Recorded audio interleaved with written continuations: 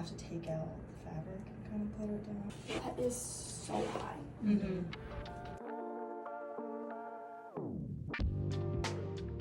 I don't think that this seam will go away or like sink down at all. I thought that this was like an exterior boning similar to this.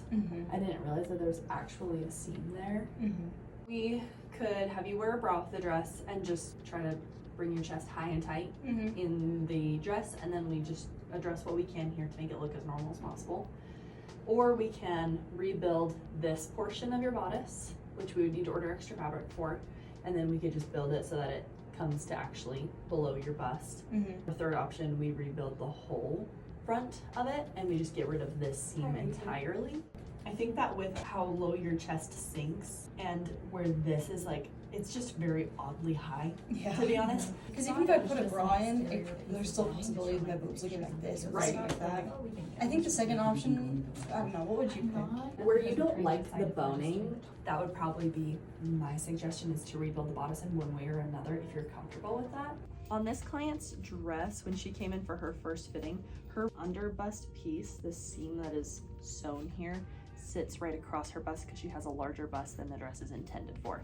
So what we decided was our best option was to rebuild this top portion of the dress, dropping the bust point a little bit lower. So we're gonna redraft it today, and we're only redrafting the top half of the front of the bodice. And so we're gonna disconnect sleeve, disconnect shoulder, and disconnect this seam as well. Sew on our new piece and then have her check it today. We don't have a seam line here. It's meant to be cut on the fold. This scoop currently comes up to here. I'm dropping it down the same distance that I'm dropping everything else down. So I'm just gonna pattern from here, and then I'm gonna mirror it to the other side, and then we'll drape it on her today and see how it looks. I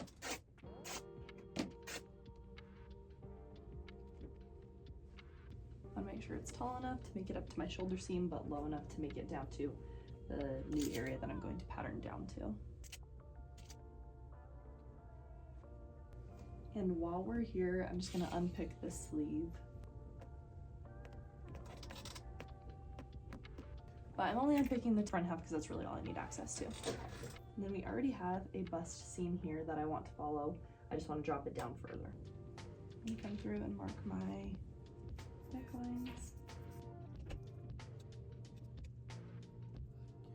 I'm finding my marks that I drew and moving them to the outside so that I know how deep, how low I need the bust to go. Beautiful. Now we have it draped. We're gonna take it off. We're gonna create the top in both sides in muslin, and I'm going to leave the muslin draped over it for her first fitting.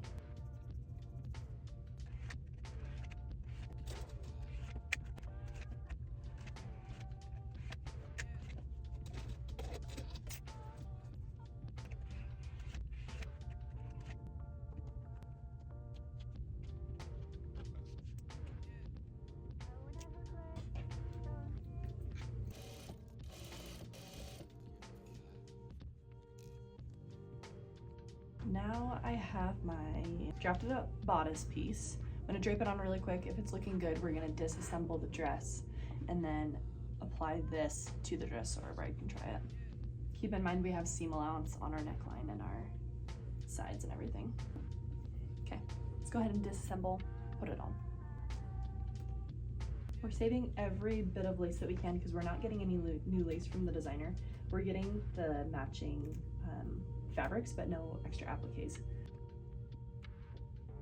I think what I'll do is I'll sew it into the shoulder seams, and then when it's on her, since we still have a lining attached, we'll drape it.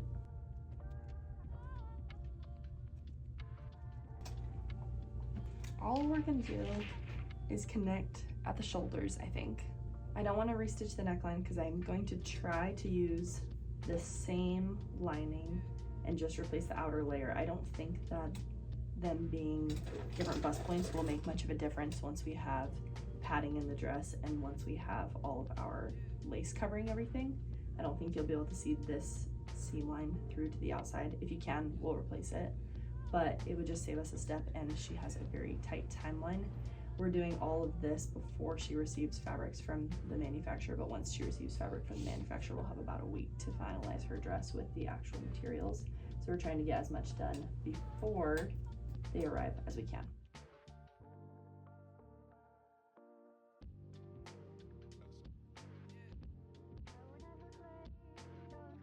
I don't think we'll even need to redo the lining layer. I think we'll just do the aesthetic layer because like I said, it's not a structural seam line, it's just an aesthetic seam line. And I think that we'll also be able to move forward with any fit alterations today. I know it's gonna be really difficult for you to tell if you're liking it today, but mostly I just want to know that the seam line is in a good place for you, you'll be happier with it, and if not, what we need to do to change it. Yeah. And if we need to, we can have like another fitting with another muslin draft if you're feeling uneasy. Okay. So you just let me know what's gonna make you feel best about it, and that's how we'll move forward. Okay. Are we expecting this to be this tight, or? I'm expecting it to be 3/8 lower, which Okay. will match your existing neckline. Okay. I think it looks pretty for, I mean, like, We have the mock-up pinned on the dress. We have some notes made of taking in the bust just a little bit. We're also gonna get rid of all the boning pieces up the bodice because she doesn't want them anymore. So we're gonna remove all of them and then close up the waistline once we take those off. We're going to replace this with the fabric that they got from the bridal shop. However, we're not gonna do any of our applique lace on top. We'll do our sheet lace and all of our other layers, but we'll wait on the applique lace until she's approved our mock-up and design and fit and everything, and then we'll go through and do the details of that.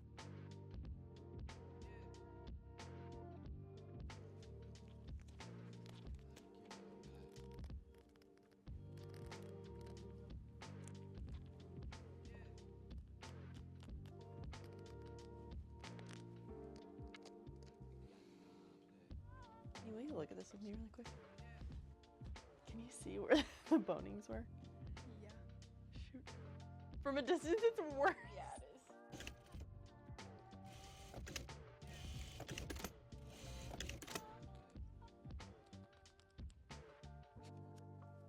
So there's one layer of lace, 2 layers of tulle, and then 1 layer of crepe. And the crepe is interfaced. So we will do that exactly how this one is.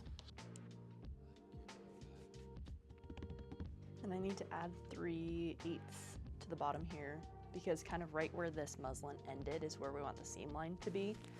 I thought I had made it long enough, but I didn't make it quite long enough. So I'm just gonna add a little bit of seam allowance to the bottom so that way where it ended previously on her mock-up is where we can have our seam line.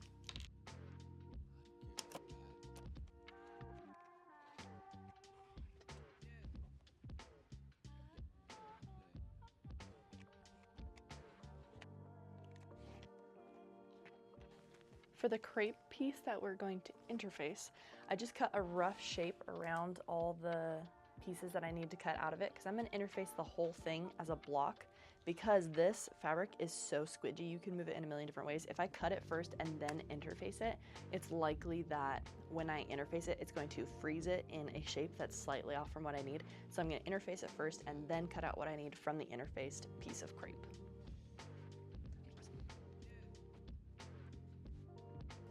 And this is the difference between it interfaced and it just loose. So we're gonna cut out our pieces, and then once we have our pieces cut out, we're probably gonna press it again just to make sure that no edges are flipping up.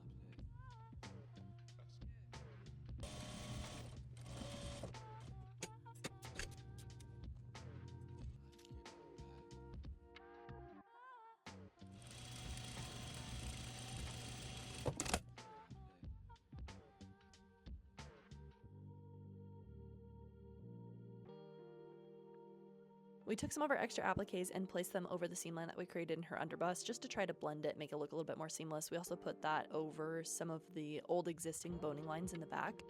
And this is our final product. And this is a side-by-side of our before and after. This is the finished front look. This is a final image of the back. We didn't do anything to the train, but this is trained down, and then here is our 3-point traditional bustle attached to the outside that we ended up doing for our bride. Picks it up to a nice floor length all the way around for her.